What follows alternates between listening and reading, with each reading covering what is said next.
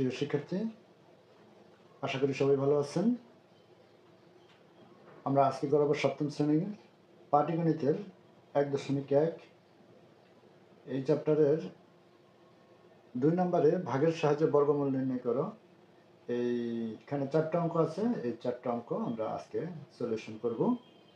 তো তার আগে বলে রাখি, আপনারা কেউ যদি আমার চ্যানেলে নতুন হয়ে থাকেন তাহলে দয়া করে সাবস্ক্রাইব করে রাখবেন পরবর্তী ভিডিওগুলো পাওয়ার জন্য। তাহলে চলুন আমরা শুরু করি। ভাগের সাহায্যে বর্গমূল নির্ণয় করো। এখানে 4টা অঙ্কের প্রথম অঙ্কটা আছে ক নাম্বার 225। এখন দেখেন, আমি 225 এটাকে ভাগের সাহায্যে বর্গমূল নির্ণয় করতে হবে। বর্গমূলের ভাগের সাহায্যে বর্গমূল নির্ণয় করার প্রক্রিয়াটা হলো, এখানে এই ডান দিক থেকে জোড়া নির্ধারণ করে করে বাম দিকে যেতে হবে। আমি এখানে এটাতে পাইলাম একটা জোড়া। এখন এইটা একটা ভাগের চিহ্ন এখানে বর্গমূলের ক্ষেত্রে। তো এই জোড়ার আগে এখানে আছে, প্রথমে আছে 2, জোড়া ব্যতীত একেবারে সর্ববামে আছে 2। এখন এখানে নিয়ম হলো, এই সংখ্যাটাকে এমন একটা সংখ্যা দ্বারা গুণ করতে হবে যেটারে ওই সংখ্যা দ্বারা গুণ করলে এটার সমান বা তার নিচে হবে, কিন্তু তার উপরে হতে পারবে না। এখন এখানে 2 আছে, আমি যদি 1 নেই তাহলে এককে 1 আর 1 কে গুণ করলে, এই যে আমি এখানে দেখাই দিচ্ছি, 1 গুণ 1, তাহলে 1 আর 1 কে গুণ করলে 1ই হবে। কিন্তু যদি আমি 2 নেই, 2 গুণ 2 তাহলে 4 হয়ে যায়। 4 এটার থেকে বড়। আমাকে বলা হয়েছে যে এটার সমান অথবা এর থেকে ছোট হতে হবে, কিন্তু এটার থেকে বড় হওয়া যাবে না। তাহলে দেখা যাচ্ছে যে এটা 2 মানে 1-এর বেশি কিছুই যাচ্ছে না, নেওয়া যাবে না। তার মানে আমরা 1ই নিতে পারি। তাহলে 1 আর 1 গুণ করলে 1ই হবে। এখন এটারে কি করতে হবে, বিয়োগ করব। তাহলে বিয়োগ করলে 2 এর থেকে 1 গেলে থাকবে 1। এখন এই যে এই সংখ্যাটা যেটার দ্বারা আমরা গুণ করলাম, এই সংখ্যাটারে দ্বিগুণ লিখতে হবে। এই সংখ্যাটা 2 দ্বারা গুণ করলে যা হয় তা এখানে লিখতে হবে। 1-এর 2 দ্বারা গুণ করলে 1-কে 2-কে 2 হবে। এখন এই 2 1-এর ভিতরে যাবে না, তাহলে কি করতে হবে, ওই যে এই পরে জোড়া আছে ডান দিকে, এই ডান পাশ থেকে জোড়া একটা নামাতে হবে। তো নামাইলাম, তাহলে হলো কত, 125। এখন এই 125 এখানে এমন একটা সংখ্যা নেব, সেই সংখ্যাটা এখানেও বসাবো এবং এখানে এই সংখ্যাটা দ্বারা এটা সম্পূর্ণটা গুণ করে এখানে বসাতে হবে, যা এর 125-এর সমান বা তার নিচে হবে, কিন্তু এর বেশি হতে পারবে না। যদি আমি এখানে 3 নেই তাহলে এখানে 3, তো 3 দ্বারা 3 যদি নেই তাহলে 23 হয়। এখানে যদি 3 বসে, তার 3 × 69, তো অনেক ছোট হয়ে যায়। 4 নিলে 24, তার মানে 4 × 24 = 96, তাও অনেকটা ছোট হয়ে যায়। এরপরে 25, 5 নিলে 25, তবে যদি 25 ধরি তাহলে এই যা নিয়েছি তা দ্বারাই, এখানে যা বসাবো তা দ্বারাই, 5 নিলে 5 দ্বারাই গুণ করতে হবে। 5 × 5 = 25, 5 হাতে থাকে 2, আর 5 × 10 আর 2 12, তার মানে 125 মিলে যায়। তাহলে আমি এখানে 5 নিতে পারি, 5, আর এখানেও 5 বসাবো। এখন এই যে যেটা নিলাম এই সংখ্যাটা ধরে এটা পুরোটাকে গুণ করতে হবে। 5 আর 5 গুণ করলে 25, 25-এর 5 হাতে থাকে 2, 5 × 2 = 10 আর 2 12। এখন দেখা গেছে বিয়োগ করলে এখানে মিলে যায়, এখানে আর কিছু থাকে না। তো এখানে আমরা কি লিখতে পারি, সুতরাং নির্ণেয় বর্গমূল, নির্ণেয় বর্গমূল, বর্গমূল কত লিখতে পারবো, 15। আচ্ছা, গেল এটা। এবার আসি আমরা খ নম্বরে। খ নম্বরে আছে 9, 6, 1 মানে 961। তো 961 এটার বর্গমূল করতে হবে। তাহলে ডান দিক থেকে জোড়া নির্ধারণ করে আসি। এখন এখানে এই যে ভাগের চিহ্ন দিয়ে ভাগ করতে হবে। তো জোড়া ছাড়া এখানে আছে 9। তো আমি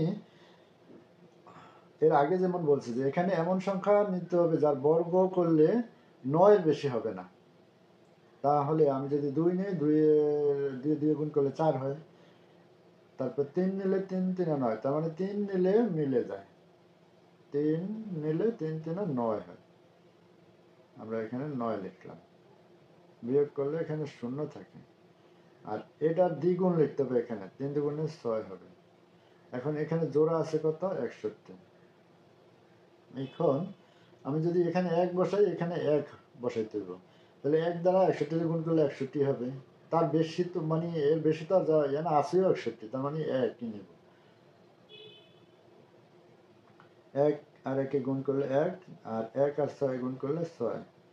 তাহলে বিয়োগ করলে থাকে 0, আর কিছু নেই।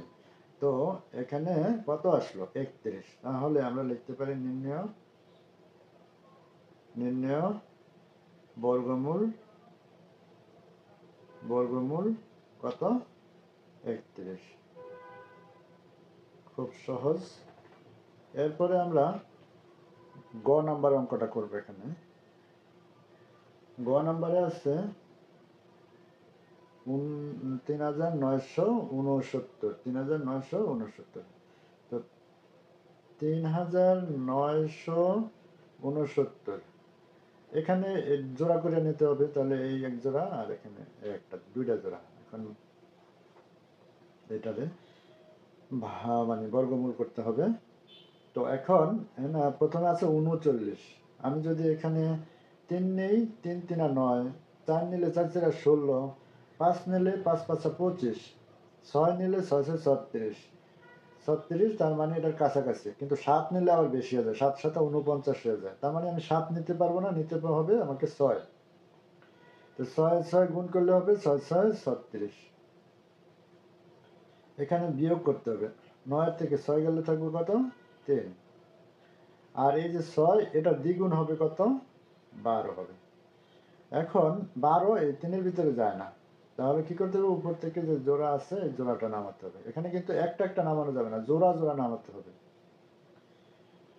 তাহলে এই বা এটা এখন এটার ভিতরে যাবে, এটা থেকে অনেক বড় হয়েছে। এখন কত যাবে? এখানে আমরা এমন একটা সংখ্যা বসাবো, ঠিক সেই সংখ্যাটা এখানেও বসাবো, এবং ওই সংখ্যাটা দ্বারাই এটাকে সম্পূর্ণটা গুণ করতে হবে।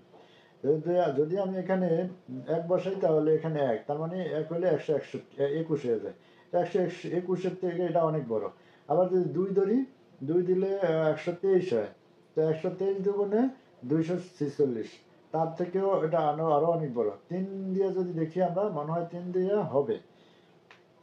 তাহলে আমি এখানে 3 বসালাম। 3 আর 3 গুণ করলে 9, এটা মনে মিলে যাবে। 3 দুগুণে 6, 3 ওকে 3, তার মানে এখানে দেখলাম যে 3 বসেছি হলো 123। 123-এর 3 দ্বারা গুণ করলে 369। এখানে নিচে আর কিছু নাই, আমাদের লাস্টে বর্গমূল হলো কত? 63। তাহলে নির্ণেয়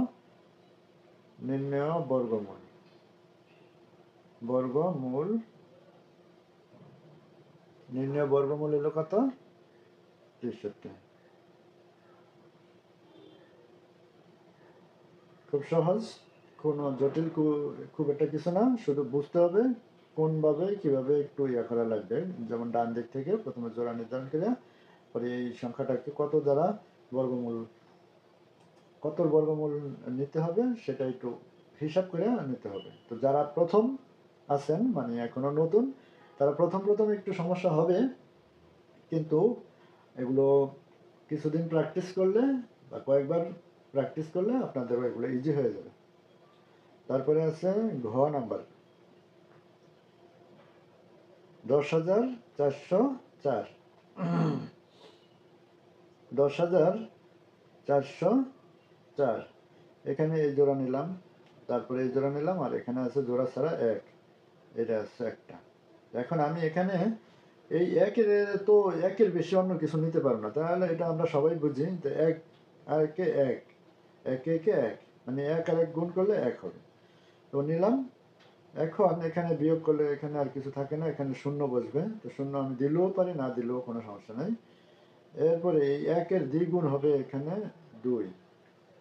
এখন যদি আমি এই জোড়া নামাই 0 4, তো এই পাশে 0 তো কোনো দাম নাই, তার মানে এখানে হলো গিয়া 4। কিন্তু আমাকে এখানে এমন একটা সংখ্যা নিতে হবে শূন্য নিলে তো আর হবে না, এক যদি বসাই ন্যূনতম এক বসাইলে 21 হয়ে যায়, এটা আছে 4, তার মানে এটা জানে মানে এটা থেকে এই সংখ্যাটা বড় হয়ে যায়, তার মানে এটার ভিতরে যায় না। তাহলে পরের জোড়া যখন নামাতে হবে এখানে একটা শূন্য দিয়া মানে প্রথমে এক জোড়া নামাইতে পারবো, সেটা যদি না যায় পরের শূন্য একটা বসে পরের জোড়াটা নামাতে হবে। নামালাম। এখন এখানে আমি এমন একটা সংখ্যা নেব, ঠিক সেই সংখ্যাটা ওই শূন্য এখানে দেইনি, এখানেও দিতে হবে, যেহেতু শূন্য এখানে দিছি সেটা এখানেও দিতে হবে, তার মানে 10-এর দ্বিগুণ 20 হয়ে গেল। এখন আমাকে সংখ্যা এখানেও যা নিতে হবে ঠিক এই সংখ্যাটা এখানেও তাই ধরতে হবে, এবং ওইখানে লাস্টের সংখ্যাটা দ্বারা যা নিলাম সেটা দ্বারা একটা সম্পূর্ণটা গুণ করতে হবে। আমার মনে হয় এটা তো আমাদের কাছে সবচেয়ে এইটুক দেখলেই বুঝবা, কারণ এখানে 2 নিলেই মিলে যাবে। যদি 1 নেই তাহলে 201, তার মানে 201 এর 1 দ্বারা গুণ করলে 201ই হবে, কিন্তু 2 নিলে 202 হয়, তা 202 এর 2 দ্বারা গুণ করলে 404 হবে। 2 দুগুণে 4, 2 আর 0 গুণ করলে 0, তারপরে 2 আর 2 গুণ করলে 4, আর এই পাশের এই শূন্যর তো কোনো দাম নেই। তাহলে এখানে দেখা গেছে যে আর কিছু নাই, বাক্সের শূন্য। এখন এখানে আমরা কি লিখব? নির্ণেয় বর্গমূল। বর্গমূল নির্ণয় বর্গমূল কি লিখবো? 102। তো আশা করি সবাই বুঝতে পারছেন। আপনাদের কারো যদি কোথাও কোনো সমস্যা থাকে কমেন্টসে জানাবেন, আমি সমাধান দিতে চেষ্টা করব। আজকে এই পর্যন্তই। ধন্যবাদ সবাইকে।